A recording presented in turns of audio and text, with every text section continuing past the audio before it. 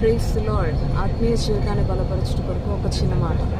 కీర్తనల గ్రంథం 107వ అధ్యాయం 9వ వచనం మనం చూసినట్లయితే అక్కడ ఒక మాట ఈ విధంగా వ్రాయబడి ఉందండి.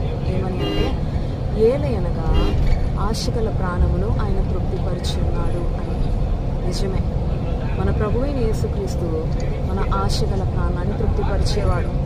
మీ జీవితంలో ఎటువంటి ఆశలున్నా, ఎటువంటి కళలు మీరు కలిగి ఉన్నా, వాటిని మీరు ప్రభువైన యేసుక్రీస్తు యొద్ద ప్రార్థించినట్లయితే, దేవుని యొద్ద అడిగినట్లయితే, దేవుని యందు విశ్వాసం ఉంచినట్లయితే ఖచ్చితంగా దేవుడు మీ యొక్క ఆశ నెరవేర్చడానికి సిద్ధంగా ఉన్నాడు.